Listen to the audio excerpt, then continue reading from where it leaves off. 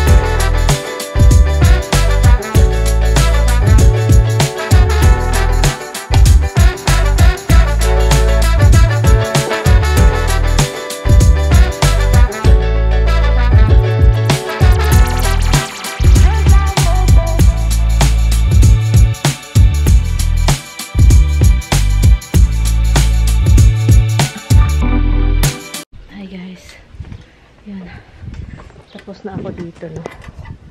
Look, dito na area. Ang daming, linisin. Ang daming lilinisin. Look. Dito tapos.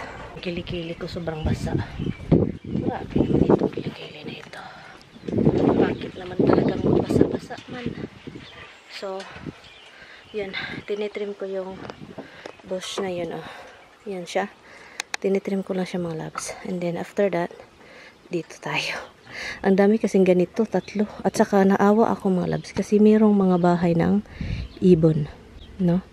Merong bahay ng ibon. So kaya, pero kailangan ko talaga siyang i-trim. Siyan, para hindi masyadong bushy. Tawag nito. Maglinis, kunin yung mga naputol. Hello, kaganito talaga yung buhay. Mainit ngayon mga loves, walang nag-garden. Ako lang talaga yung nag-garden. Sobrang init. Mga tao dito, mga ganitong time, wala na. Focus na sila sa kanilang garden. Wala nang gawain. Pero ako, magpainit ta. Ang init talaga, grabe.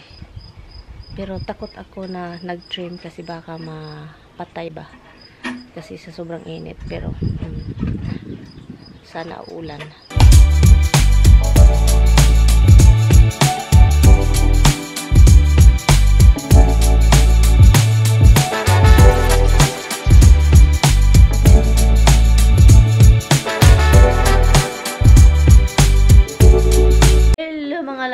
It is almost 10 o'clock. Grabe yung bagyo mga loves. Grabe, binagyo.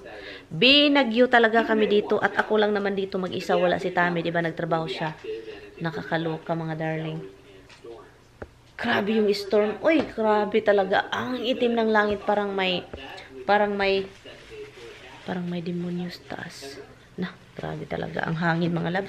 Ang ibabaw ng bahay ko sa second floor, marinig ko talaga mga labs, nag-squeaky na yung mga sa tingin ko talaga para siyang lilipad.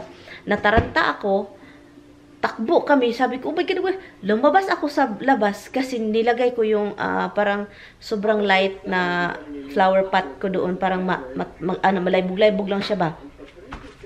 So, ito na, lumabas ako. Sus, ginuo ko mga loves para akong matumba sa hangin. Grabe. And then, ang itim ng langit.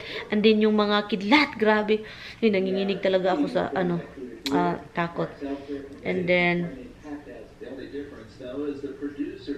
tika muna. Okay, so yun na nyo. And, tumakbo ako sa closet ni Tami. Sumunod pati si Misty. Hindi man yan siya manginginig mga loves. Hindi man yan siya matatakot si Misty. Kaso talaga, grabe yung takot niya. Naghurog yung taon si Misty.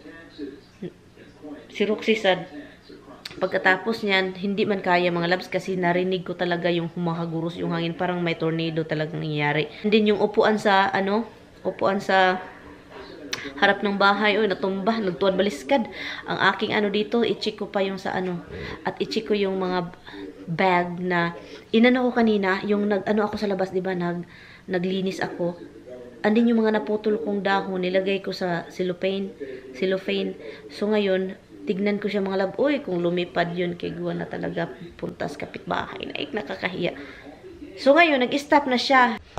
Andito na si Tami, and lumabas ako kanina mga labs, tinitignan ko yung it's 12:11 already ng gabi, ngayon kakarating lang niya, and natumba yung kamatis ko, isang kamatis natumba, napiko ang iyang punuan. Nakalimutan ko siyang i-secure, akala ko secure na siya, hindi pala, hindi ko siya so kaya na down, binalik ko, hopefully hindi siya mamatay. And yan yung upuan, pang lumipad, yung mga bird feeder lumipad. Okay. So matulog na ako si Tami ba. Ay, kakarating lang niya mga loves. And then nairita siya kasi wala kaming internet dahil sa bagyo. Nawala yung internet, down. So i-report niya, nahirapan siya mga loves. Mahirap ba dito ang signal?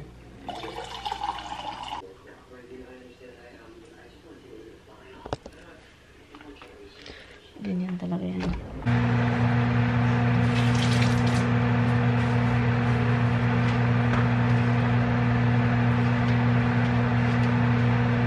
Dito tayo. Kapi-kapi. Alam nyo, gusto kong umuwi ng Pilipinas. Pero ang tagal pa mga loves. Yun na, can you imagine na nakaya ko yung 9 years na hindi ako nakauwi. Nakaya ko talaga, grabe. Parang wala din sa mood ko that time talaga na uuwi. Wala din talaga, as in, zero. Wala. Pero ngayon, since nakauwi ako, nag-iba yung mood ko, guys. Alam nyo ba kung anong nangyayari? Ngayon, takot na akong mag-drive. Parang may kaunting takot ako kasi nakauwi ako ng Pilipinas. Parang dami kong nakikita. Ganun yung sasakyan. Honestly, yun siya. And also, parang yung utak ko nasa Pilipinas na lang palagi. Yun siya, yung gusto kong andun ako. Yung parang masaya naman ako dito sa buhay ko. Of course, nandito asawa ko, pero yung feeling na gusto ko nandun sa Pilipinas, ang dami kong gustong gawin. Pero, of course, obviously, ayaw ko din doon tumira na talagang fully doon natitira. Gusto ko lang ng mga ilang buwan, pero imposible din ako aalis ng ilang buwan ngayon kasi alam nyo na, si Tami mag-isa, meron kaming mga alaga, hindi na talaga mangyayari. Like, nung buhay pa si Bianan, wala pa kaming mga aso at pusa. Merong pusa isa. Pero, alam nyo yung time na, nakauwi ako ng 3 months. And I think yun yung time na talagang hindi din ni Tami nagustuhan. Pero hindi lang niya sa akin pinakita na sinasabi, hindi niya sinasabi sa akin na, oh, I don't like, you know, hindi niya sinasabi sa akin na, ayaw kong, magtagal ka doon. Kasi ang laki ng gasto. Laki talaga ng gasto. Pero matagal na yun, mga loves, 3 months talaga, 2015 yun. So, hindi na yun mangyayari kasi kino-consider ko na yung yung buhay namin ngayon na si Tami mag-isa, and then God forbid anong mangyari, wala ako dito, and then may alaga kami, may trabaho siya, you know, yung mga ganyang iniisip ko.